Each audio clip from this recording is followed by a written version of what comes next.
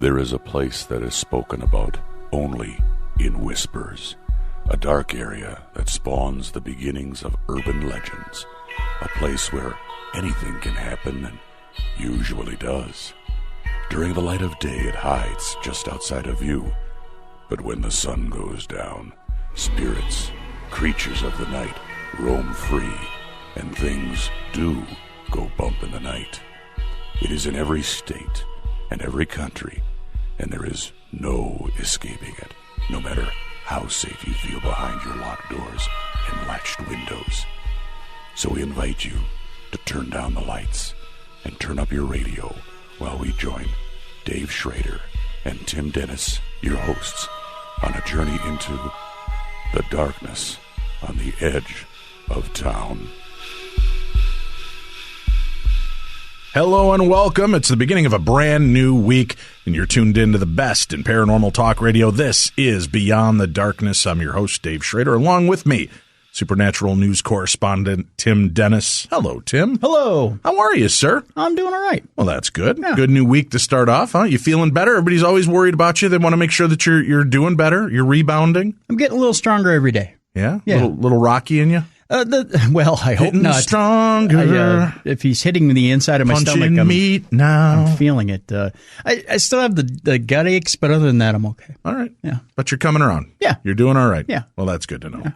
All right, cool. We've got a lot to talk about tonight. We've got supernatural news. We have some Parashare, so we'll be sharing your stories. Remember, you can email those in to me, Dave@darknessradio.com. It's that simple, Tim. I don't know if you're aware of how easy it is. I had no idea. To send me your own personal encounters, but you just type.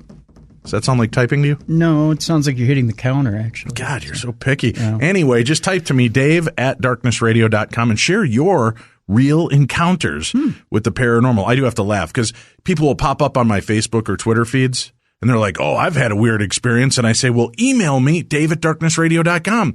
And then I get a one sentence email that says, when I was 8, I saw a ghost.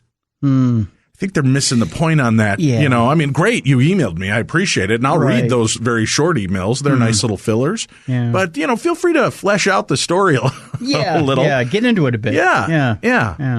That's what we're saying. And we do have kind of a treat coming up, Tim. Oh. Yeah, a little bit of a treat later on in the show. One of our listeners recorded, because people want to hear other people's voices. Right. She recorded some of her own personal paranormal experiences. Right. So I think we're going to kick off our Parashare section with that tonight, and then we'll read some of your actual emails. How does that sound? Sounds good to me. All right. Hey, I also want to mention everybody out there listening to the show loves when we do our psychic and medium shows. Yeah. And obviously, we just can't do it effectively right now. Right. With the way things are set up. But just to give people a little heads up, I am working currently on a way to do it through Facebook Live. Oh, okay. So I may pop in once a month or so and do a live Facebook Live psychic medium reading show with a different guest.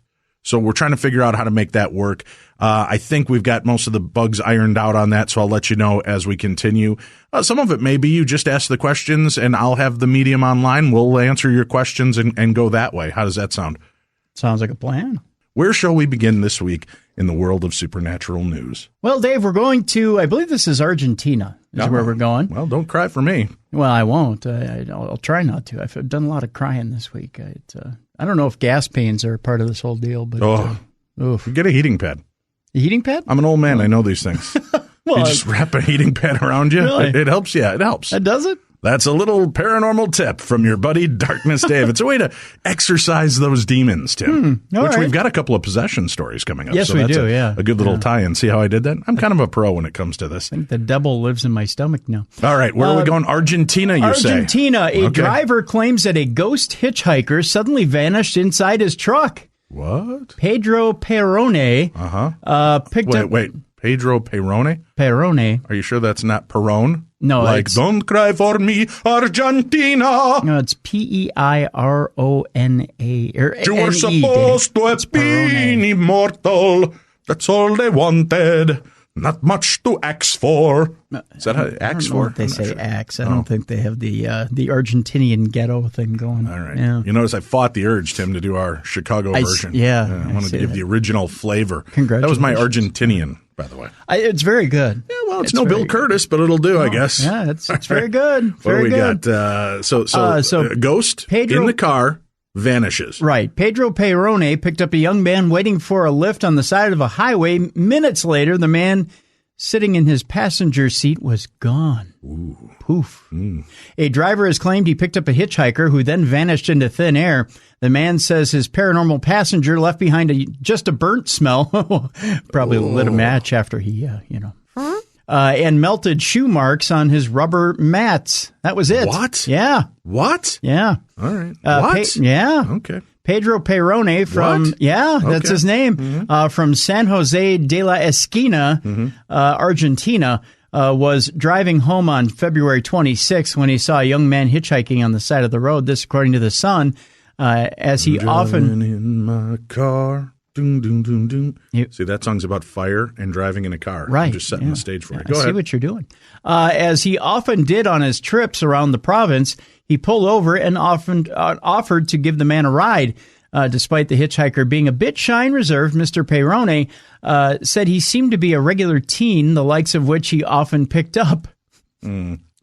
Mr. Perrone often picks up hitchhikers, you say. But while he can hardly remember most of the people he had given lifts to over the years, maybe a few were memorable, he said this passenger's face will stay with him for the rest of his life. Sure. Yeah. Yeah, because he vanished and left Bernie footprints in the car. Right. Yeah. I went to school with Bernie Footprints. I don't know Did if you? Yeah. He was kind of odd. I think he worked for an organization where everybody had a bent nose. Oh. Yeah. It was a legitimate businessman? It was, yeah. I think he sold olive oil, if I remember right. And Olive was a nice lady, too. Looking back on the events that transpired that day, Mr. Perrone wished he had learned more about his mysterious passenger. Huh? All he was able to learn about him was that he came from the nearby town of Arteaga and was 17 years old. When he was asked if he was going all the way to San Jose de la Esquina, is that code for something, Dave? Do you know the way to San Jose de la Esquina? The boy said no and said he would tell him where he'd like to get out. I bet. As soon as he's uncomfortable, evidently that's where he'd like to get out.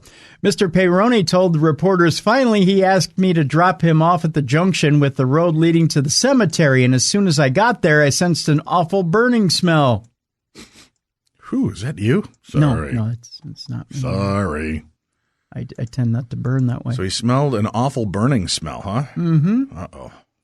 I stopped to see if something had caught fire, got out to check the back of the truck, and as soon as I turned around, I noticed there was no one inside. The baffled trucker checked the passenger seat more thoroughly, but all he found was two footprints, scorched footprints, melted into the rubbered mat. He looked around to see if the boy had just ran out faster than he could spot him, but there was no sign of him anywhere and no other footprints. Some friends of Mr. Perrone happened to drive by moments later. They just happened to be driving by to check out the hitchhiker, Dave, and helped him look for the boy for a while, but found nothing.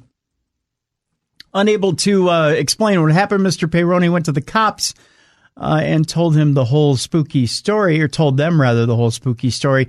Word of his experience spread around San Jose de la Esquina.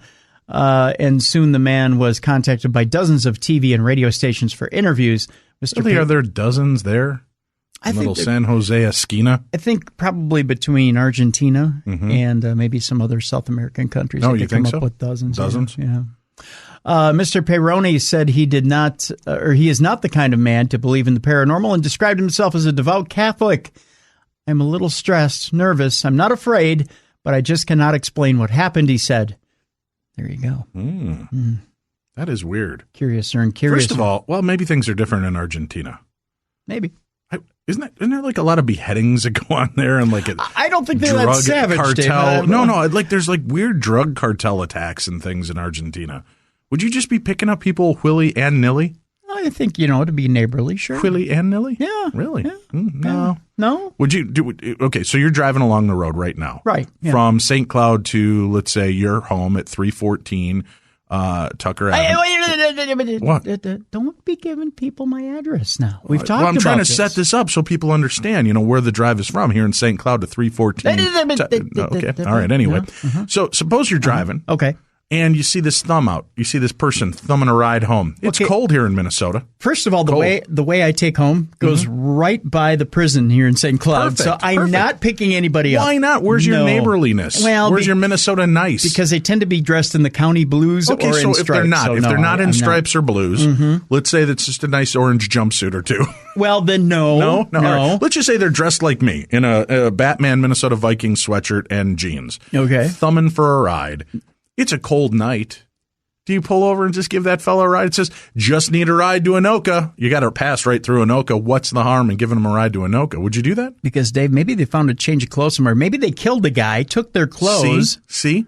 And that's not even, we're not even in Argentina where they have like drug lords and beheadings and such. Am I thinking of another country? No, I think I might have done one too many episodes of True Crime Tuesday too, so that's why I'm thinking this way. Well, see, a few seconds ago you're all like, "Oh yeah, I'd give them a ride. It's neighborly." Well, it's Argentina though. Yeah, right. Drug lords, beheadings. They're tougher in Argentina, right? But you're not. I'm not. So if you were driving in Argentina on your way from Argentina to 314 Tucker Drive, what? Whoa! What? Maybe there's a Tucker Drive in Argentina. Yeah, I'm just saying. So if you're driving along in your automobile, okay, and you see an Argentinian hitchhiking, do you pull over? Well, first of all, maybe I have some sort of automatic weapon or machete in my Jeep that I'm driving. What kind in of drug Argentina. lord are you? This is too much information. So maybe I'm fully armed and ready. So we yeah, have to bring cadaver dogs out the old 314 Tucker Drive and take a sniff around. Hey, what? Whoa. Well, I'm just saying, I might need to go out there with some hound sniffing. Actually, body sniffing hounds. You want a hitchhiking tip that I learned? I was with some friends of mine. No, kids are listening. Do we really want to give tips on how to hitchhike? No. This is for somebody who's picking up a hitchhiker. This was when this is a friend of mine who shall remain nameless, who was in his earlier days. He traveled up to South Dakota, and he also carried a firearm on him while he was traveling. And there was a young man who was out in a snowstorm in South Dakota. It was freezing, absolutely freezing. And he happened to have his sidearm on him. And he told the young man, who had nothing but a jacket on, he didn't have a hat or anything.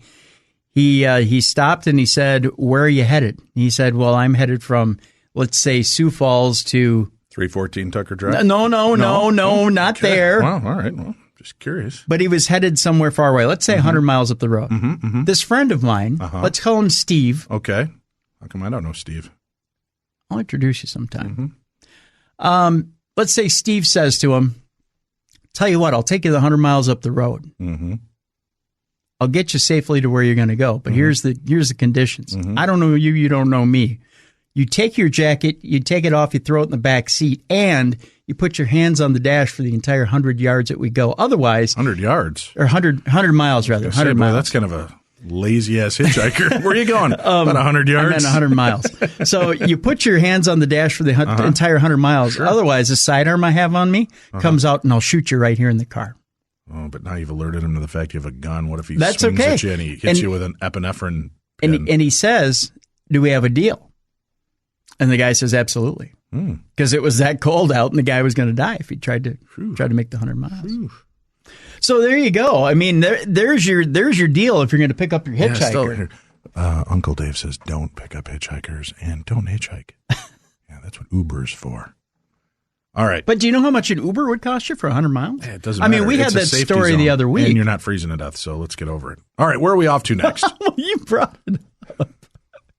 As ownership changes, the spirits of Maplecroft are having a party, Dave. Woo. If you want to hang out and you want to party, it's the spirits of Maplecroft. And Maplecroft, for people that don't know, that is the sister home. That is the home that Lizzie Borden moved into after she left the Lizzie Borden murder mansion. Because let's face it, who wants to live in something called the Lizzie Borden murder mansion? So she's partying, huh? Yeah, that's where she moved over, Maplecroft. But I think have they finally sold it? She's a bit of a loose woman in the afterlife, is she? She wasn't doing so good in this life either. One paranormal investigator says he knows who killed the Bordens. What? Yeah, we go to Fall River where... If it's Lizzie Borden, I'm not going to be surprised. The story's been done. All right, go ahead. The doors to Lizzie Borden's Maplecroft may still be closed to the public, but its portal to the spirit world is wide open and unexplored, so to speak, if you know what I mean. Recently purchased by the owners of the Lizzie Borden Bed and Breakfast, a highly investigated house. Yeah. The owners of the Lizzie Borden Bed and Breakfast just bought Maplecroft? That's what it says. Well, that makes a lot of sense. Good job. Yeah. Kudos. A highly investigated house that some call haunted, Maplecroft is attracting a growing ensemble of paranormal investigators, ghost hunters, psychics, and mediums. There was a lot of activity, said Glenn Teza, a psychic, clairvoyant, and medium who visited Lizzie Borden's last abode a week ago. I was really surprised. I didn't expect anything paranormal, is the quote. Lizzie moved into Maplecroft, which is at 306 French Street. I don't mind giving their address, Dave. Sure. In 1893 with her sister Emma after she was acquitted of the hatchet murders of their father and stepmother, an internationally famous unsolved murder case to this day. Lizzie lived in the grand home in a posh city neighborhood until her death in the house in 1927. Teza of New Jersey said he didn't expect any activity when he made his visit to Maplecroft for the first time, but he got quite a shock. Teza said he saw orbs of light moving in the front parlor akin to a snowstorm. He witnessed images of a party at Maplecroft from more than a century ago and quite a few spirits, including a couple of curious strangers not amused by his visit. Wow, this guy's an overachiever. Yeah, he is.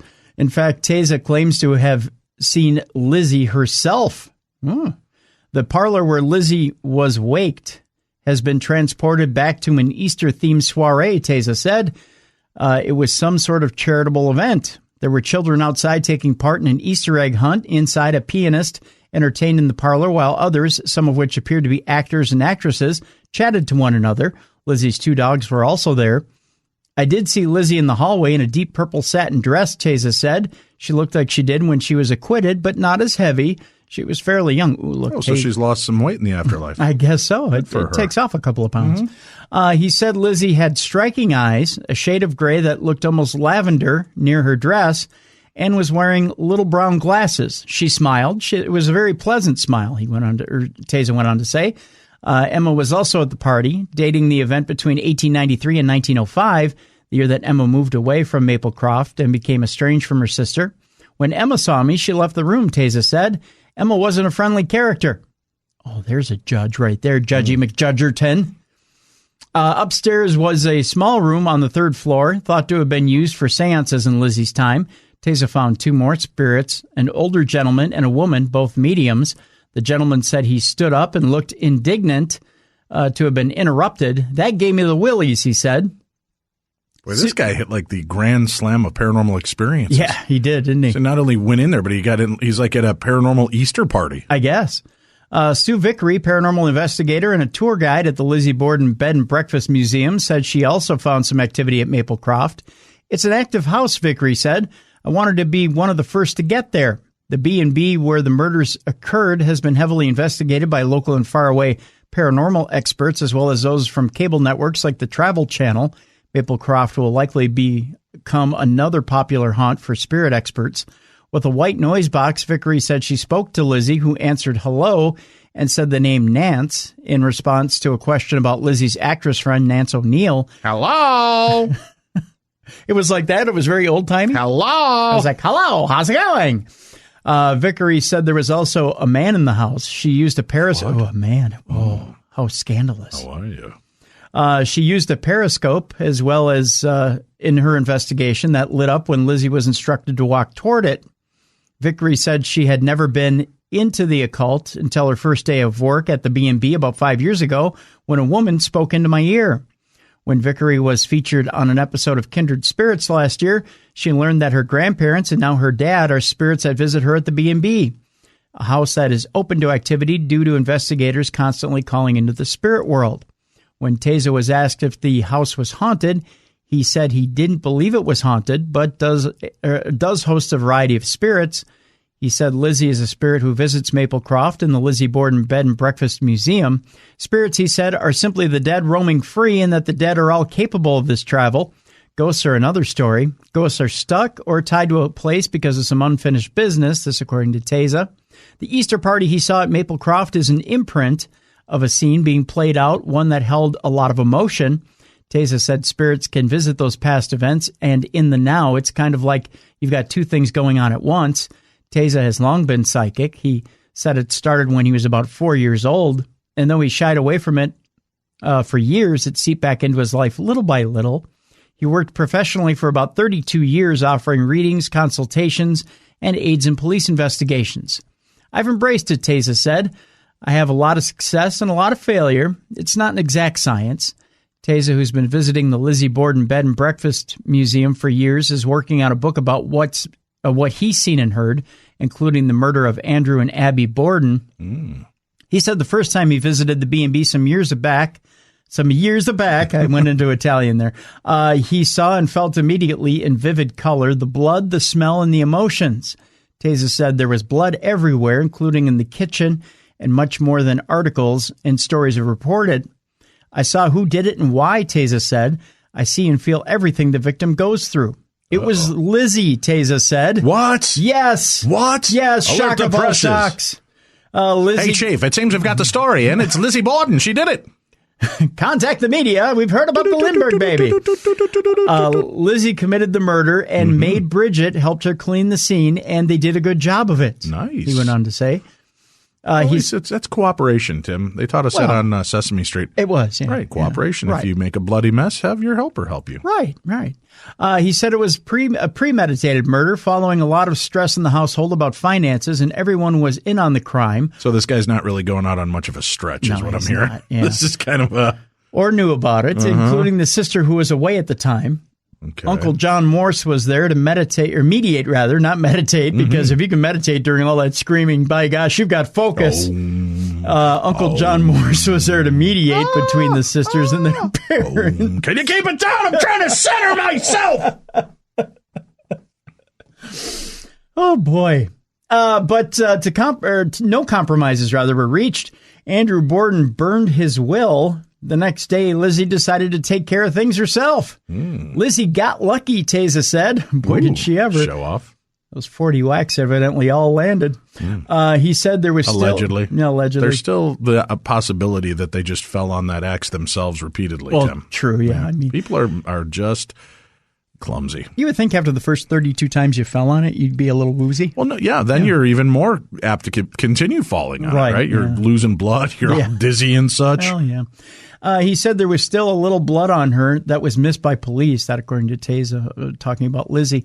Teza said he'll include his experiences at Maplecroft in the book, not yet titled, along with photos of paranormal activity at both houses. He expects the book to be out by summer. Despite committing murder, Teza said Lizzie lived the rest of her life pretty happily at Maplecroft, and he said Lizzie is happy with the restoration of her beloved home. Owners Donald Woods and Leanne Wilbur hope to open Maplecroft to the public at the start of April. Nice. Yeah, there you go. We'll have to give a call to Leanne. I love her. She's such a sweetheart. All right, where are we going next, sir? Well, it's time to visit the devil, Dave. The devil, you say? Yep. We start, first of all, talking about demonic possession. Is it ruining your life? That's the question here. Well, it's not always great to be possessed when you're at like a baptism and such. No, holy water being flung everywhere, right. And you're all there. God, can we hurry this up? It's hot in here. You're all there with the umbrella indoors. Catholic sect is letting you apply for exorcism online. That's right. No longer do you have to wait for somebody to show up in person, evidently. Right. An independent Catholic church which specializes in demonic possession is so busy. They're so busy, Dave, carrying out exorcisms that you can now order the service online. What's more, it's free of charge. Okay. Yeah. Free of charge. Free of charge. A free of charge internet exorcism. Yeah. Oh, okay. Sure. That'll work. Yeah. The Vatican News reports that the number of people seeking out exorcisms has tripled in a short time. The demand is so great that the Catholic Church is now scrambling to train more priests in demon fighting to tackle the backlog. Meanwhile, a California-based independent Catholic church called the Order of Exorcists has risen to meet this demand. Yes, they're coming to the rescue, even streamlining its service by offering an easy-to-use exorcism application form. Nice. The exorcism app. We need one of those. Yes. The order is not part of the Catholic Church, rather a branch of the faith which is under the independent Catholic jurisdiction called the Sacred Order of St. Michael the Archangel. It claims to have its roots in the ancient Old Roman Catholic Church of the 12th century. So, it's good enough. Yeah, well, we've talked. That's Yeah. Archbishop Ron File part of that. File. Right, yeah. Members are from many religious orders, priests, seminarians, paranormal investigators, and bishops of many jurisdictions from around the world, the order says on its website. Our priests are available after the medical and psychological reports are reviewed with the approval of their bishops to perform the rite of exorcism. Our investigation and assessment team are paranormal exorcist investigators. They'll make the initial first contact with the clients that are requesting a demonic investigation and or exorcism and staying with the biblical teaching that which is freely obtained should be freely given. The exorcism will be done without charge. The order, I can say that, has 61 full-time exorcists. Well, they're more ready than the Vatican. Mm-hmm. Yeah.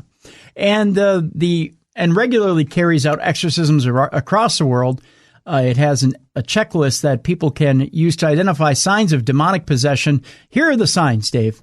This is how you determine. I saw the sign. Yes. And it opened up my eyes. I saw the sign. Believe it or not, though, singing Ace of Base is one of them. Is it? Yes. Well, I would think so. You better be careful there, buddy. You're strike one. I saw the sign. Yeah. Sounds of footsteps on the stairs or floors. That's one. Sounds of voices or animal sounds in rooms and walls is two. Bad odors with no natural explanation. Shower first, by the way. Yeah. I would say that. Moving black shadows on floors and or walls. I think I smell something demonic right now. Oh, my. Mm-hmm. Yeah. Tapping or knocking noises in walls or on floors. Hello? That just means that you love me, right? Yeah, if you yeah. knock 3 times on the ceiling. Yeah. Make sure you're not listening to Tony Orlando or Don at the time. Clock hands moving backwards. Keep in mind What? Keep in mind daylight savings time. Right. Well, there's Right, that. yeah. Lights turning themselves on and off. Make sure your hands are off the switch. Right. Electronic equipment such as radios and television turning on or off automatically. Make sure you're not sitting on the remote. Right. These are Tim's tips. Right. Black human-shaped figures that move or stand. Black clouds of smoke that move around and do not dissipate. An evil spirit that is interacting with you or a household member. Okay. And lastly, demonic possession of a household member is one of the signs. Yeah, that's a good sign. If somebody else in your, yeah. if someone else in your house is demonically possessed, you too might be under possession. Right. Yeah. The Vatican was recently prompted to hold an international conference to recruit more exorcists due to the recent spike in demand for the Come rite. on up, everybody. Big conference. We're having a ball. I think it's kind of like they set up the minor leagues. You got your A level, your double A, and your triple A. Yeah, and they kind of bring you up through the ranks. Is that the deal? Yeah. Or like Vatican priests throwing holy water balloons out the window at passersby. That's in single A. That's a good shot. You got her good. That's in Pawtucket. Pawtucket. That's a single A club. Oh, okay. Right. And then you got double A and triple A. And then finally you're up at the Vatican. Father, is it Benigna Paella? Yeah, it is. Benigna Paella, one of the organizers of the conference, told Vatican News that there are now some 500,000 cases requiring exorcism just in Italy each year, Dave.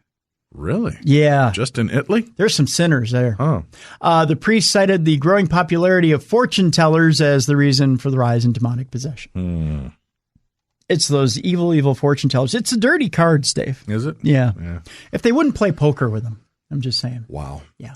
Okay, so we continue on with the exorcism stories, Dave. Yes? Yes. This involving a Vietnamese singer arrested over a woman's death during an exorcism ritual. Okay. Yeah. We go to Hanoi. See, they could have just done it online with Archbishop Ron File's organization. Right. Instead of trusting a Vietnamese musician. I did, and it's true. Yeah. You never want to go to like the guy who sings She Bangs to get an exorcism. That was Ricky Martin. I'd go to him for that. Well, there was William Hung. Right, who did the remake. I did see... and it wasn't a very good one. She bang. Yeah. I did see that on Facebook that Ron File was shutting down his Facebook because of health concerns. Yeah, I think he's trying to step back and take. It takes a toll. People that will tell you that have worked in the field of exorcism and deliverance, it eventually takes its toll and wears you out. So he's just stepping back for a while. He's got the organization is still up and running and doing what it needs to do to help people. And I know there's a lot of people rolling their eyes about it, but we get emails on a regular basis from people that have reached out and received help from them. So I'm not here to judge. If it works for you, fantastic. Anyway, Vietnamese I'd singer. personally rather go to Ron File in the Vatican at this point because we sent plenty of stuff about the Vatican. I'm not going to help you, Tim. No, Your Honor, you won't. I'm going to give you the altar boy treatment. Right. No. Wow. Whoa. Wow. We go to Hanoi, Dave, where a Vietnamese pop singer was arrested Tuesday after he allegedly killed a woman in an exorcism ritual under the influence of drugs. No kidding. There was drugs involved. Who'd have thunk it? No, I would have had no idea. When Viet Cong, popularly known as Chow Viet Cong, shoved garlic. I think I've eaten there a couple Chow times. Viet Cong? Yeah, Chow's Viet Cong. It's very good, I don't know if you've had the lo mein there, but it's very good.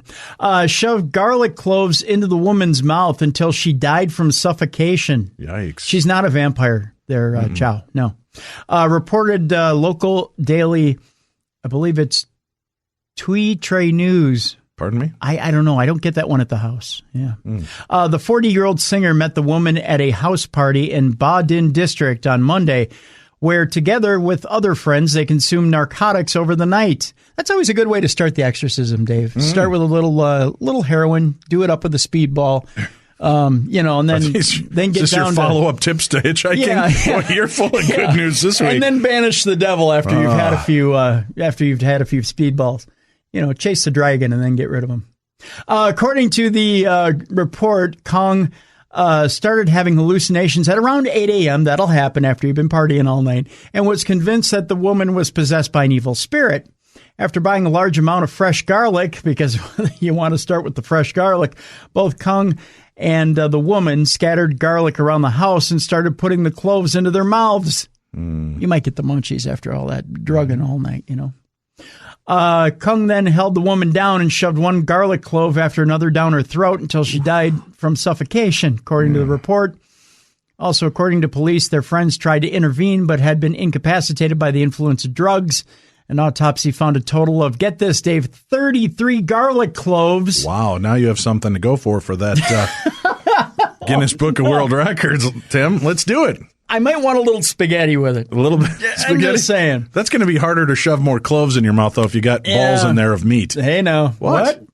33 garlic cloves were stuck in the woman's windpipe, concluding that her death was caused by congestion in the respiratory tract. I would say no duh on that deal. No duh? Yeah. Is that a scientific term? That should be right there on the autopsy. I would say this falls into the no duh category. Right. I'm Bill Curtis, and I approve this message.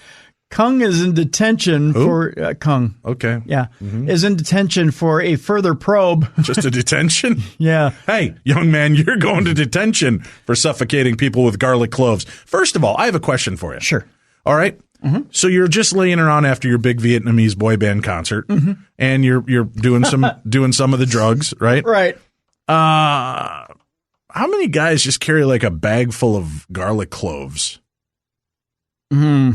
Well, I think how do you get 33? It says here he stepped out to get them, though. Oh, he stepped. So he was high. Well, this woman kind of had it coming then at that point. If she's like, oh, no, yeah, it sounds like a good plan. Go get 33 cloves and I'll shove them in my mouth. I don't know. I don't think she signed up for the 33. How do we know? I think she probably thought, you know what? Maybe I'll just have to suck one clove. She was backstage at a concert. I'm just saying. No, I think they were at a hotel room. That's the thing. See, I think what it was she thought, okay, maybe if we do one at a time, maybe if we don't go for all 33, maybe we'll get rid of the devil. The devil? Yeah. That's got to be bad. Have you ever had those? Remember the little garlic pills? Yes. Yeah. Yeah. You take one of those and like you're burping garlic for a month. And that was like a little pill. Could you imagine just one clove of garlic pure? That's some pure garlic, man. Pure garlic. That is. That's yikes. Mm-hmm. Yeah. Kung is in detention for a further probe into the victim's death and his drug abuse. This according to the news over there. Kung Pao. Little Kung Pao. So he's in Kung trouble. Pao garlic. Yeah. So that's it? That's it so for he's that in story. Detention, huh? He's in detention. And, yeah. Huh. Yeah. Huh. Yeah. Okay. Yeah. Okay. I'm confused as to where this story scrolled all the way down. Let's go back all the way up here. Okay, there's that one. Oh, yeah. Don't you peel back. You peel back. Oh, what did you do, Tim? I don't you new know. to this internet thing? No, these browse are very strange. I'll go back here. Here we go. A couple, we go next to this story. A couple of what? A couple of people are shocked to find a ghost in a photograph taken outside a tea room near Bath. So they were having tea while they were taking a bath? I love that personally. That's my favorite. But no, I think we're talking about the town of Bath. Oh. It wasn't until 4 days after they took the photograph that they discovered the spooky apparition, Dave. 4 days. Evidently, they were trying to, much like a Polaroid picture, I think they were shaking their phone. Were they? Yeah, they're just shaking the phone, hoping it would develop. A couple are reeling after discovering a ghost in a photograph that they took near a 16th century tea room. 34-year-old Simon Phillips took the photograph of his partner, 28-year-old Allie Vickers, outside the building during a day trip. But it wasn't until 4 days later when Allie zoomed right in on the photo that she spotted the ghostly face of what looks like a Victorian woman in the upper right window. The ghostly figure appears to be a lady in is it a crinoline dress? I've never worn one, Dave, so I can't tell you how it's. Why are you looking at me? Well, I It's figured. been a long time since I've worn dresses, Tim. Well, I just figured maybe I might refer to you. Who appears to be shocked or screeching inside Bridge Tea Rooms in Bradford on Avon, which dates back to 1502. Simon, who lives in Bradford on Avon, said he is skeptical, of course we all are, when it comes to the paranormal, but that he has been left very curious about the discovery. He said, I took the picture on the Saturday, and we posted it on social media, but it wasn't until 4 days later that Allie randomly zoomed in on the photo and spotted the face. She has no idea why she was zooming in and wouldn't have noticed it otherwise. I'm skeptical when it comes to the paranormal, so I immediately just thought it could only be a bizarre coincidental reflection, he went on to say. But it looks so much like a Victorian woman's face, and the staff has said it was 100% not possible for it to be a staff member. That combined with the history of the place, it did make me wonder, at the very least, and still has me thinking now. Simon passed a copy of his photograph to the tea room owners, Allison and Roy Hayward, who have been running the premises in 2006. Have been running the premises, I think, since 2006. It says in 2006. Allison said the image is so clear, and it is such a funny angle as well. She's standing upstairs where we normally make our cakes and scones, but we didn't have any staff working there on that day who look anything like her. Allison, who is 53, said that the only staff working that day were herself, her Thai chef, Nat Papa, who is 24 years old, and Glenda Matthews, who rarely goes into the kitchen upstairs. She said 2 of us have dark hair and Glenda has gray hair. The lady in the photograph looks to have fair hair. What? I know. We have tried to take a photo from the same position, but we can't get a person at the same angle. During the past 11 years, Allison and Roy have visited have hosted a visit from a group of Ghostbusters and regular visits from a medium. The medium has suggested that she may be a Victorian lady wearing a crinoline dress, I believe that is, Allison said. She added, it's a very unusual story, but a ghost got to be good for business. Many people are interested in things like that. Coolio. Yeah. Interesting. Coolio. Ghosts in the window. Ghosts in the window. All right. How many more stories do we have? We have 3 stories. 3 left, more Dave. stories. We've reached that part in the show. 3 stories left to go. Ooh, that was very Edgar Allan Poe-ian. Yeah, it was. Did you like that? That was very Poe-ian. Thank you. Let's do some entertainment news, shall we? Please. Lots of people who listen to the show, Dave, are big fans of Supernatural. Are they? Yeah. Who?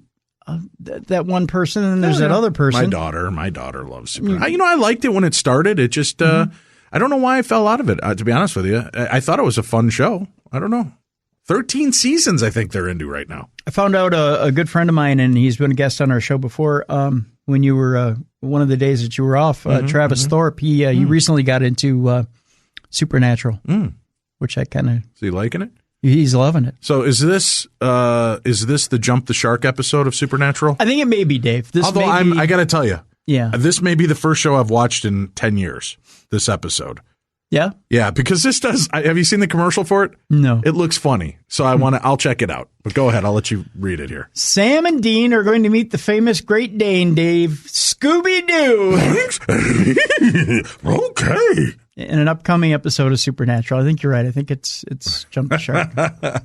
In an episode titled Scooby Natural, oh God, the synopsis reveals that the Winchesters plus Castile will be transported into the world of Scooby and his human friends. Like, who are these guys? The two groups will reportedly be joining forces to solve a mystery involving ghosts. Ghosts? There you go. The promo shows Sam and Dean being sucked into the television and turned into animated characters. Oh, yes, God. it does. No, it doesn't really. Soon they will, animated? Who's animated, buddy? Soon they will discover where they are when they see the Scooby Gang's iconic green van, the Mystery Machine. So they get popped into the cartoon and then realize they're within a cartoon. As they stop, I love it. You know what? I like when you go outside the box. Call me crazy. Maybe, all right, don't call me crazy. Whatever. I gave you a chance there, and maybe it'll be good. Yeah, I'm gonna give it a watch. I'll go positive on it, Dave. Maybe it'll be good. Sure. As they stop over the pub where the group frequently parties, they will see Scooby slurping his milkshake, while the rest are on the. Did anybody bring weed? That's the only way they can make the episode good. Just finally out Shaggy and Scooby. I think they kind of have, haven't they? I mean, for real though. Just for real. Well, the rest are on the dance floor. Shaggy, Daphne, Fred, and Velma are all there. Ever the ladies' man, Dean calls dibs on Daphne. Oh, here we go. And promptly kisses her hand when he gets the chance. Who wouldn't? You know what? I've always laughed at people that like anime characters. And like, remember in the glut in the 80s and 90s when all of a sudden they started drawing cartoon women right with big jugs and like really trying to sexualize them. They're all wearing like metal bikinis. Yep. I never got the people's sexual attraction to cartoon figures, but I will. But with that said, I do remember as a young boy having a crush on Daphne. Well, there you go. In her purple tights and little skirt and flaming red hair. Like, call me, Daff. Come on. The promo photos also see we can do it doggy style. The promo. Oh, is that the line? 13 years in, that's the line. I found it. All right. The promo photos also see the squad running from ghosts. Dean is shown holding Daphne's hand when they say he's gonna break your heart on this one. When they hide in the huge amphoras, it comes as no surprise that the two are squeezed inside one. Where's Freddie during all this? Evidently, he's stuck with the other brother. Yeah, he's getting it on with the other brother. Finally, the out Fred. Really? Yes. Yeah. Like the kerchief around his neck wasn't enough? Right. Co-showrunner Andrew Dabb told Entertainment Weekly that Dean has very strong... Oh, look at that. Has very strong... The article just closed on me. Evidently, outing Fred was enough for the article. Like, we're drawing the line, man. Let's see here. Leave Fred in the closet. Where was I? Anyway, so the point is that they're going to jump from the real world of pretend world into TV world. Yeah. Interesting. Yeah. So that's it for that article. Are they? So I got to know at some point, are they going to play the song "Take on Me"? Oh God. Right. Yeah, probably. Or the cartoon version. Yeah. You're probably right on that. I hope so. You know what? I'm having an issue with. Take on me. What? I'm having an issue with getting the audio up on the board here. Really? You can't get it up? So I knew you were waiting for that. Yeah, it was. I don't know why this won't come up here. I don't know. This story takes us to an American Airlines pilot discussing a UFO sighting over Arizona in an FAA tape. I want to play the audio for you, but for some reason this channel won't switch over. I think I've got that audio right here. Yeah. Guys, do you see this shit hanging up over us? I think that was pretty much it. No, I don't. Yeah, I think that was it right there. Right? I think you're right. Okay. Well, what's the story, Morning Glory? Pilots over southern Arizona last month reported a mystery object flying above their aircraft in a flight control recording released by the FAA, the Federal Aviation Administration. Was anybody above us that passed us like 30 seconds ago? A Phoenix Air Group pilot flying a Learjet at 37,000 feet asked an air traffic controller at about 3:30 p.m. on February 24th. Negative. said an official with the FAA's Albuquerque Center. Negative. Okay, the pilot responded. A few seconds later, something did. A few minutes later, an American Airlines Airbus pilot reported seeing the same thing at roughly 40,000 feet over the Sonoran Desert between, is it Picacho and Mammoth? Mm-hmm. No one knew what it was. I like how I say it with authority. Mm-hmm. Yeah, that's it. Now nobody's saying this is evidence of little green men, but the tape makes for a fun UFO story, clearly, and there's a possible serious side. Wait, nobody's saying it's a UFO story, yet the guy says in the recording it's a UFO. Yeah. And there's a possible serious side, even in the likely event that the object has a mundane source. The incident may reveal a potential safety hazard because its unexpected appearance in the sky. The Drive.com's War Zone page was apparently the first to publish a recording. The FAA confirmed the authenticity of the digital file on Friday and emailed a copy to Phoenix New Times. The FAA seemed to suggest that, yes, it was sort of weird. That's all they could come up with. That's sort of weird. Other than the brief conversation between the two aircraft, the controller was unable to verify that other aircraft was in the area. Lynn Lunsford, FAA Mid-States Public Affairs Manager, told New Times, "We have a close working relationship with a number of other agencies and safely handle military aircraft and civilian aircraft of all types in that area every day, including high-altitude weather balloons." Oh, we're breaking out the weather balloons again, Dave. Mm-hmm. In other words, the FAA should have heard about a weather balloon or military flight, but didn't. I'm going to call bullshit and shenanigans. American Airlines didn't immediately respond to a request for comment in the recording after the Learjet pilot's report. Another voice from the sky piped up, "UFO!" A man laughed and said, "Yeah." About 3 minutes later, officials revealed that they were still thinking about the object. Out of the blue, Albuquerque Center alerts the crew of an American Airlines Airbus A321 flying from Dallas to San Diego to be on the lookout for something. American 1095, let me know if you see anything pass over you here in the next 15 miles, the control tower official said. The pilot's voice reveals his surprise at the question and says, "Over us?" The flight control official replied that a pilot in front of the jetliner reported seeing something, and we didn't have any targets, meaning it didn't show up on radar. 45 seconds went by. "Yeah, something just passed over us," the American Airlines pilot then reported. I don't know what it was, but it was at least 3,000 feet above us. Yeah, it passed right over the top of us. A moment later, Albuquerque Center asked the pilot to describe what he saw. "Can you tell us if it was in motion or just hovering?" The pilot said he couldn't make it out, but the object had a big reflection, was flying several thousand feet above us, and going in the opposite direction. A few seconds later, someone asked the pilot, "Was it a Google balloon?" "Doubtful," he replied. "Was it a Google balloon?" "Doubtful," he replied. "UFO," somebody quipped. The Arizona mystery comes a few weeks after the War Zone published other material, including audio tapes of an object seen by pilots flying over Oregon in October. I can try. Let me see this. See what we got here. Number 71 Papa Golf, go ahead. If it was anybody above us that passed us like 30 seconds ago. Number 71 Papa Golf, negative. Okay. Something. It's a UFO. Yeah. That's weird when you're hearing the actual transmission and they're kind of like, yeah, what is this? I don't know. Can you see it? Uh-huh. Yeah. I don't know. You got kind of quiet on me there, Tim. A little disturbing. Yeah. A little disturbing. All right. I don't know. Now, I sent you another story during all of this. Did you see that, too? Hold on. I wanted to make sure you got to that one because it's kind of another entertainment story. Oh, yeah, I have it right here.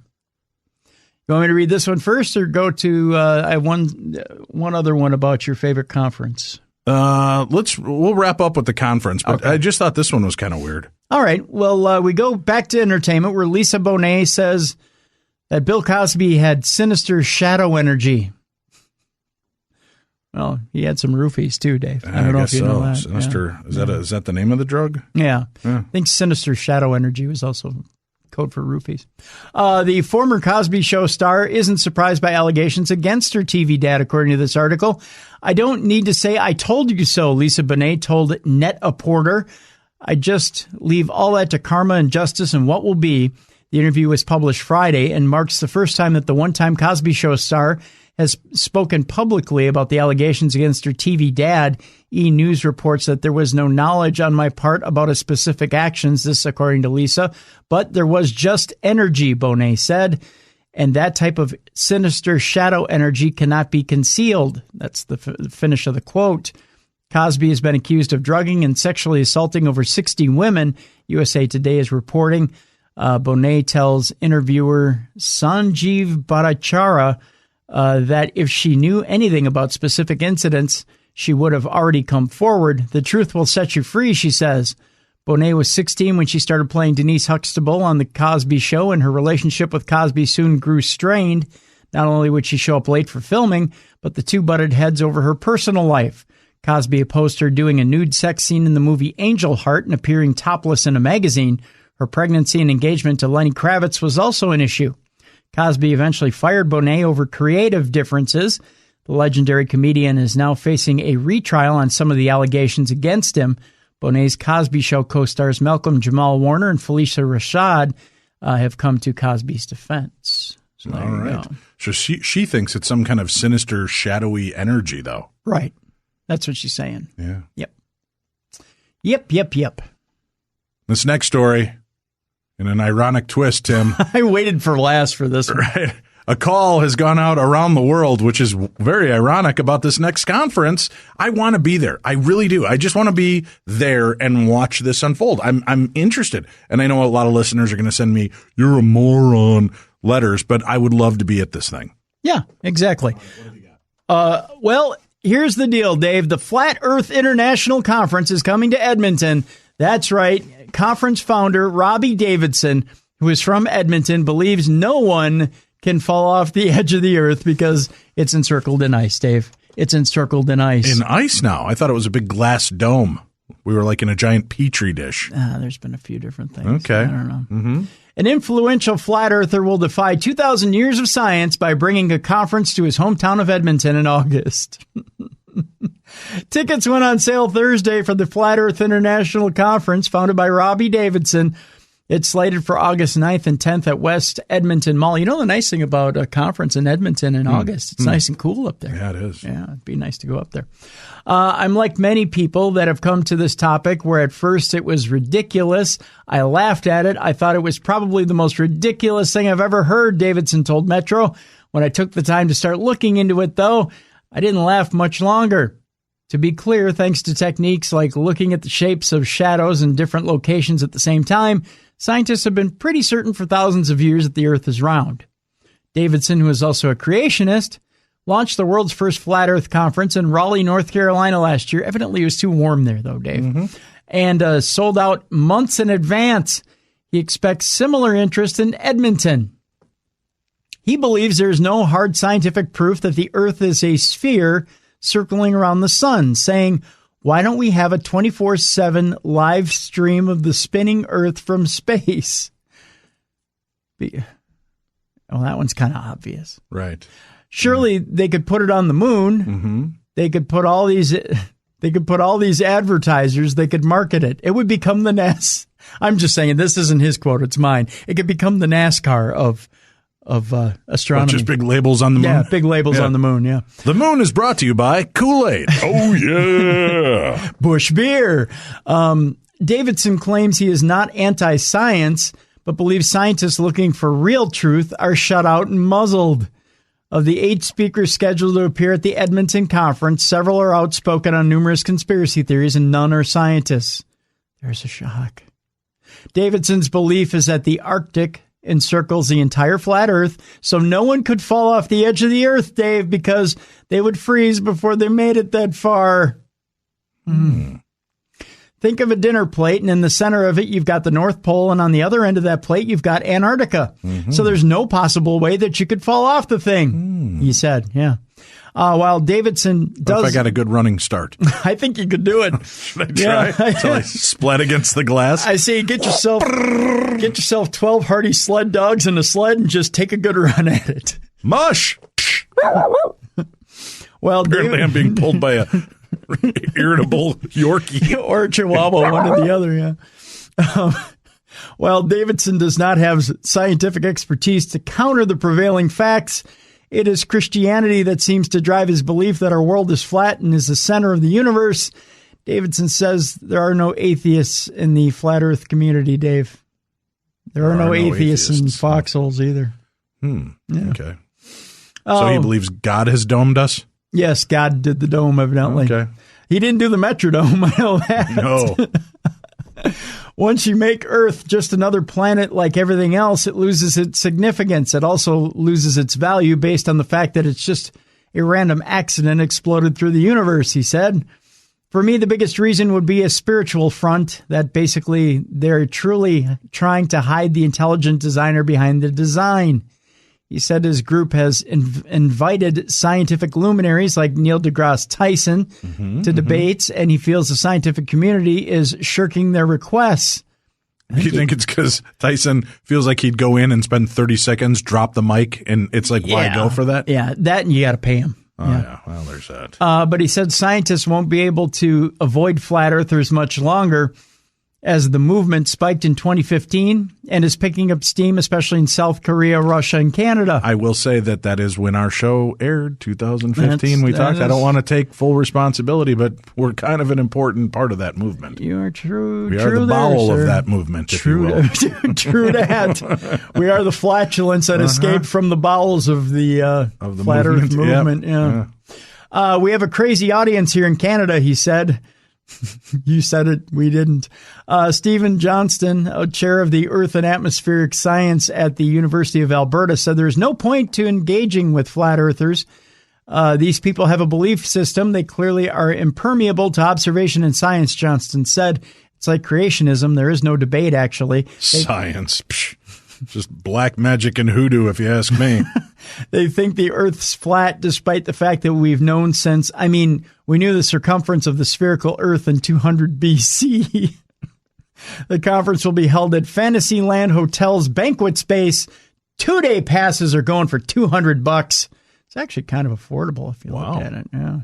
That's the name of that too. Yeah. Well, we should see if we can get in there and do a live broadcast. That would be fun. I'm serious. Let's get in there and do it. We should. All right. Yeah. Make it happen. You and me, buddy, we'll do it. Let's do it. I will contact these people. Do that. Get in touch with them. I'll waive all speaker fees. I'll be happy to go up. I'll be an MC. You can be my backup dancer. Yeah, I will be your your do our hype live man. show. Yeah, we'll do our live show I'll be from like, Flat Earth, mother. Yeah. Yeah. I'd like to try Flat that. like a plate. All right, let's take a break. When we come back, we've got a listener who sent in, I think it's like 3-4 of her own stories, right? Right. She wants to remain anonymous, but her voice is fantastic, so I'll listen to her voice. And then we've got our own stories to share right here on Beyond the Darkness.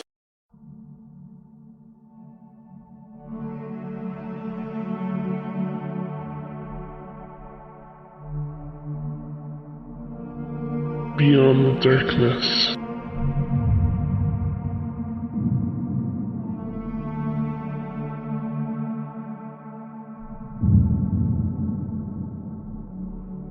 Welcome back to the show. This is the best in paranormal talk radio. This is Beyond the Darkness. All right, Tim, it's time for Parashare. All right. Today we're going to do something a little different, and I encourage other listeners to do this. If you have stories that you want to share, record them. Send them in to us at dave@darknessradio.com or tim@darknessradio.com. And we've got a pretty big segment here from a listener who is outlining some of her paranormal experiences over the years. And then we'll share some more of your emails. So here we go. Without any further ado, this is an anonymous listener sharing some of her stories. I want to talk about some of my most profound experiences. Some are small one-offs, and some have shaped my life, and all have made me question the world around me. My first memory is being aware of, I guess, being. Then, there's awareness of the absolute nothingness before that moment. I can't see color or feel anything. I have no idea of time, so I'm not sure of any amount of time that has passed from that moment until the moment of when I felt the voice say, "It's time to go." Then I'm aware of movement. It's a combination of rushing through air and water, though I can't feel the pressure of either, just the motion of very fast movement. I wish I knew a word that could describe this feeling, but I haven't found one yet.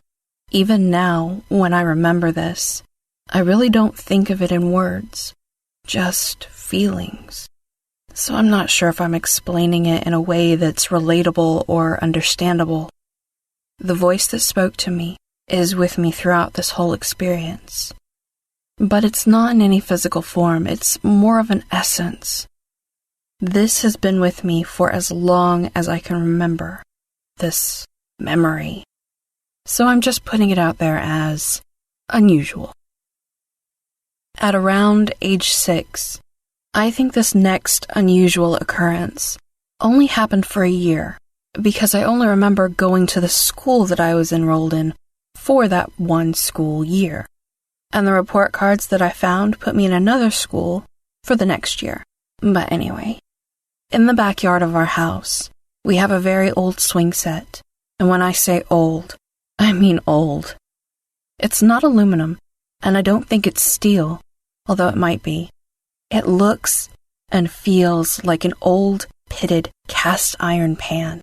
The paint is flaky and sharp, and the slide is so tall that my father, who is just at 6 foot, well, there was no way he could pick me up and put me at the top of it. I remember the incline being so steep that both me and my sister could sit at the bottom of the slide. The end was so long that you never really fell to the ground. And it was a good thing, too, because the end of the slide was torn and rusted. Honestly, I never would have let a kid play on this thing, but I guess that doesn't really matter to this story. And I guess you're also thinking, why is she going on about a slide? Well, it's because I started to lose time when I was outside in the backyard by myself, and most of the time, I was around that old swing set. I remember climbing up the ladder to the slide, reaching the top and seeing a bright flash of light. I always assumed it was the sun glinting on the metal. Then I can't see anything, and the only thing I can feel is the paint flaking off the ladder bars as my hands slide against them. This time I feel myself sliding down the ladder, but it changes direction from event to event. When I can see again, I'm at the bottom of the ladder. Even the times I feel myself sliding up the ladder, I still regain my sight and, I guess, myself at the bottom of the ladder. I'm not dizzy or feel sick. I'm never hurt. My hands aren't even cut from the metal flakes. And also now that I'm older, I really don't think it was the sun I was seeing. These time loss events would happen at different times of the day and in different kinds of weather, but never at night. I don't remember anything like this happening at night. Also, I don't have a history of blacking out, seizures, or any other medical condition where I've lost time, fainted, or passed out.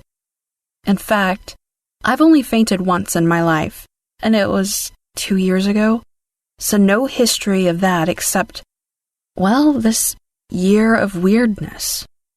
This is also about the same time I have another strange memory, and this is the one I'm very apprehensive to share. I've only told 3 people. Only 3 others. Now, as I said, I'm around 6 years old, but understand as you get older, memories from this age are not very clear, and not very many, and even less from earlier ages. For example, I have one memory from the age of 3 years and about 1 month. I know this exactly because it's of my father carrying me in the hospital parking lot as my mother was in labor with my sister. He asked me what I wanted, and I answered a brother, which also happens to be the answer I had for my second sister 4 years later. But I guess that's besides the point. I'm just trying to explain that this next memory I have has some of the same qualities as a memory from when I was 6, and not as spotty as a younger memory or a dream. I've never thought of these memories as dreams. I know the difference. I'm going to describe the room and my surroundings first. There is a large, darkened, sunken room. I'm not sure how big it is. Against both ends of the room there are ramps, 2 levels on both sides. It's kind of a V that leads down into the room. I'm not alone, but I believe I'm the only child in the group. There are around 40 or so people on the bottom landing, and others in line on the ramps to get down to where we are. These people are all dressed in different clothes. The man next to me has on a large brown-looking winter coat and a floppy winter hat. No one is talking or moving. No one is looking around. I'm only slightly interested in these people because there is a being next to me. I can't see the other beings in the room, but there must be at least a couple more, because the one next to me is showing me a window set into the wall, and I can see a few more windows down the wall to my right, where other people are standing. Now, before I tell you about my interaction with this being, let me describe what it looks like. It's just a little taller than me, and now you're thinking, okay, it's a gray. But its skin color is not gray. It's more pale than dark. It has no hair that I can see. Its eyes are not huge. They are more almond-shaped and dark, and I don't recall a pupil. Its nose is small, and its mouth and lips are thin. I also don't notice a gender, and I don't recall clothes. I'm not supposed to remember details about this being, just what it wants to show me, what they are showing all of us. The room has a dim, dark orange, reddish glow to it, and the windows have a soft whitish blue light around it, so I can see inside. There is a child suspended in darkness on the inside of the window, and as I look at it and the being, now I'm going to use the word telepathy here, but I'm not sure what telepathy feels like. This was like a compulsion in my thoughts, that my thoughts were being guided to a conclusion or answer that I wasn't necessarily trying to figure out. Is that telepathy? I don't know, but I was receiving a communication that didn't come from me. So let's go with telepathy. It was telling me that this, meaning the child, is me or mine. I don't really know now what it was talking about because at the time, I didn't understand what it was trying to communicate to me. But as I got older and heard stories of alien encounters and learned about my own biology, I think it was telling me the child was either my child or a clone of me. I think either of those things could be a possibility. Cloning is well within their means if you take into other people's accounts, and seeing as a female has all the eggs she will ever produce in utero, I'm thinking harvesting mine at some point is doable also. I don't recall any kind of experiments or a sense of fear or menacing from them. In fact, I'm very calm and have never looked back on this experience with fear. In fact, I've missed the child over the years. I loved it then and still feel a family tie even now. Okay, let's move forward a bit. Just after my 13th birthday, I had an experience that really wasn't paranormal, but left me with a few questions nonetheless. It was the middle of the night, and I walked out of my room to go to the kitchen for a drink. I'm a night owl, and I hadn't been asleep or even close to going to bed. The living room was lit by a nightlight, so it wasn't totally dark. As I'm walking toward the kitchen, and about 3 feet from the dining room table, I'm startled. I think in the gloom, I see a smallish alien standing in front of the table chair, and in that split second of seeing that image, and then realizing it's just a white Walmart bag hanging on the chair, in my head, I've gasped and cried, "Oh God, not again." My question? Why was that my knee-jerk response? Why did I feel shock and think, oh God, not again? And now for a little paranormal. A few months after that, my sister, boyfriend, and I was in a bedroom with the door shut, listening to the radio and doing art stuff, drawing, coloring, and just talking. The radio was just loud enough to hear, so essentially, it was just background noise. Now, I'm not sure how many times the voice broke over the music before we noticed, but we all finally looked up at the radio at the same time, and then it said my name again, louder, and we girls started to scream and jumped up for the door. The voice was kind of warbly and increased in volume each time it came through. The music could always be heard just under the voice as it was speaking. I later wondered if a CB could have been interfering with the transmission, but I don't know if a bleed-through would still sound like that. And also, what are the chances of some trucker calling my name over and over at just that moment? Now, as I said, the door to the room was shut, and my sister got there first, but I guess she didn't open the door fast enough, because as I got to the door, I shoved her hands off the door handle and pulled the door open. Unfortunately, to this day, she still says I broke her toe with the door. I tell her next time a voice starts talking to us over the radio, she should move faster. Oh, and the boyfriend? He would never admit he heard anything, even though I saw him look at the radio. About 2 years after that, we come to my first apartment. It was an upstairs unit, 1 bedroom, bath, kitchen, living and dining joined, and a small hall that connected the bedroom and bathroom to the living room. It was a small apartment, but nice. Nothing was broken, wall-to-wall carpet. What more could a young couple ask for? Now the problem I had was every night I heard the sound of a long skirt swishing, like the sound of satin or taffeta material. It sounded like someone was pacing back and forth. It got to the point that I had to sleep with a desk fan on high next to my head to drown it out. I never found a reason for the noise, and it happened every night we lived there.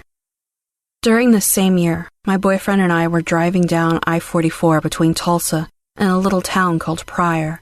It's in the middle of the night and somewhere between October and December.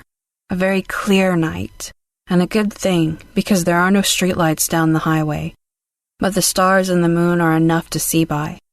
Anyway, so he is driving and I'm looking out the window to the right and I see a UFO. Now, when I say UFO, I mean just that. I have never seen anything that looks like this before or since. I had him pull over to the shoulder. I roll down my window and watch it slowly pace its way behind the tall hill to my right. Now the look of this UFO is not typical to the encounters that I've heard before. To me, it looks like 2 top buns of a hamburger, placed bottom to bottom, with a soft, dim orange light band connecting them in the middle. The light seems to be coming from inside the band, as opposed to affixed to the outside of the craft. There is no halo effect or any kind of flare, and there is absolutely no noise from it. Now, I'm not sure how high up it is, but I could see the shape of the top and bottom perfectly, up until it moved out of view behind the hill. After it was gone, we started back on the road. I was so excited to see my first UFO, but I once again couldn't get my boyfriend to even acknowledge we had seen anything. It was like he couldn't even hear me speaking. He just drove us home. And now for my favorite encounter. Heavy sarcasm here. A few apartments later, I would hear loud rustling of papers from the living room as I would try to go to sleep. So, of course, I would get up and go see if the AC was blowing on something, pick up everything that could make a noise, and still, when I would go back to lay down, it would start up again. It was driving me crazy. I was also about 8 months pregnant, and so tired. Then, it happened. As I lay in bed, I can see down the hall into a second bedroom. The bathroom is to the left and the living room entrance to the right. Also, I have a nightlight just outside my door in the hall. And right in between my doorway and the nightlight stands an imp. I don't know what else to call it. It's about 3 feet tall, completely black, just black. Small pointed ears and 3 fingers and a thumb that ended in points. Now I know this about its hands because it was standing there with its arm up as if waving and greeting, but it never moved. I don't know if the points were nails or not, but I imagine that was the case. Even though it doesn't seem to want to hurt me, I'm still terrified, and I know I can't run. I'm too big, and it's in the way. I close my eyes and cover my head with the blanket, and when I think enough time has passed, I chance a look. It's gone. It's gone, and I'm up and turning on every light in the apartment. We moved shortly afterward. As a side note, after my son turned 1, he started talking to something he called Shadow. Shadow was everywhere. In windows, mirrors, and just around. Shadow left about a year later, and my son has seen a few things over the years. Now I'm going to end this with a few EVPs. I don't still have the recordings because I feel they were negative in nature and cleansed my house afterwards. I felt to keep the EVP would confuse my intent in cleansing my house. The first one happened right after I started recording for my YouTube channel. It seemed to be very personal, as it said, "I miss you so much." Now, I had a death in the family about 2 years before this. My Nana. She died here. Well, both of my grandparents died in this house. But still, I don't believe it was her. The voice was female, but not only did it not sound like her, but she hated this house and pined for her late husband until her death. I would not want her to come back, and I would hope she didn't. The second happened after I had been feeling very tired and started sleeping 10 to 15 hours a day. Now, I'm no stranger to depression, but anxiety is my problem, and it's my anxiety that triggers a bout of depression. And I hadn't been depressed when this started. Everything just seemed so off. Then I got the EVP. All it said was sleep. Both of these recordings could be heard and understood by the people I showed them to. And since I cleansed my house, I haven't got an EVP while recording since. Well, that was cool.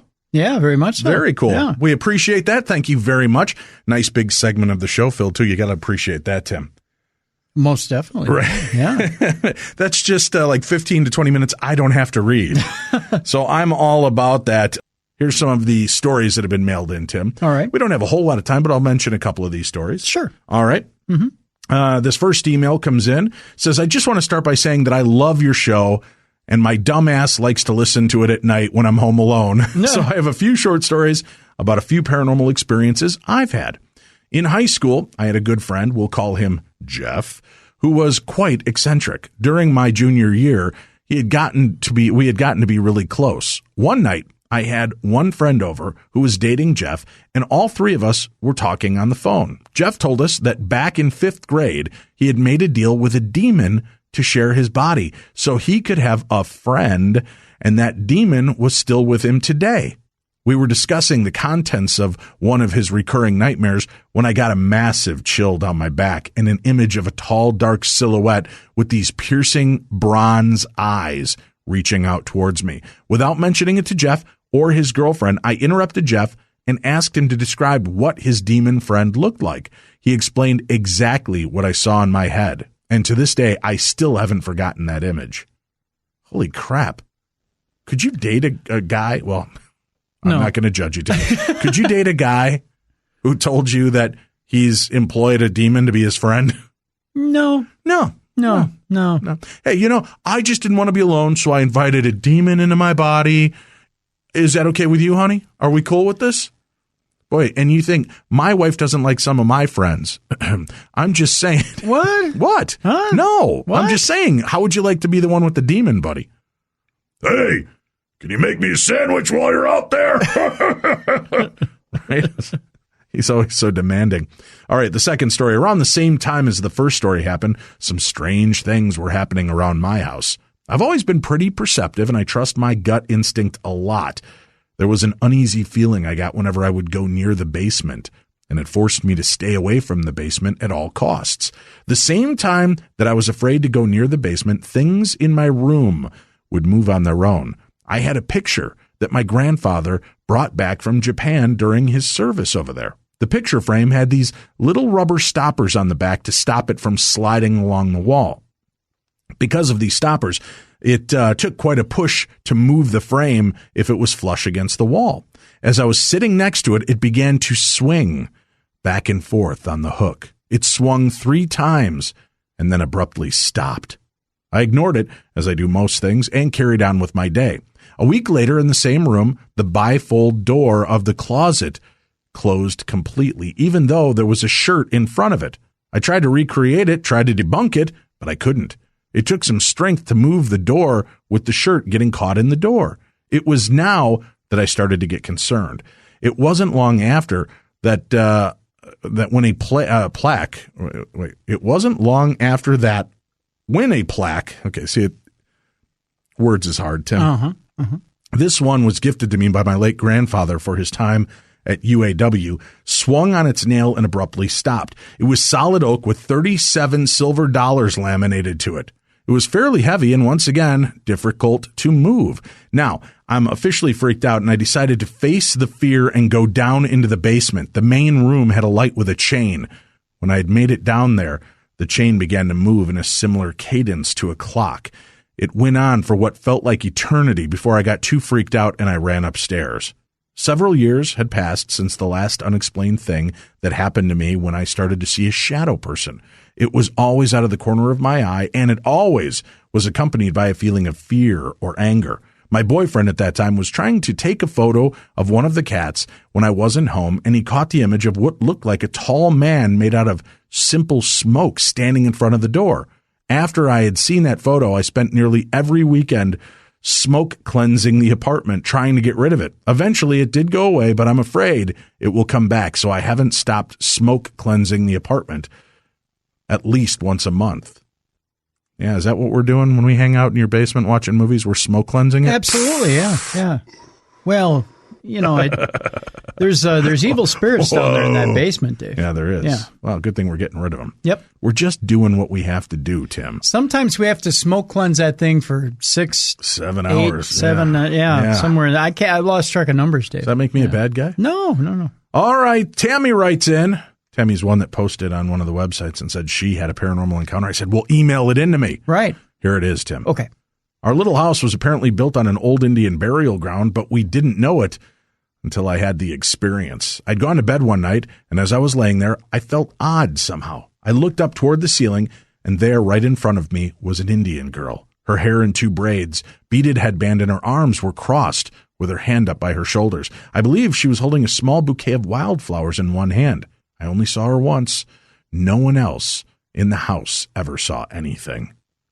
I like that. It's straight and to the point. Gives you all the points you need to know about. Right. Yeah. Cute little Indian girl with a bouquet of flowers. I wish one would come to me.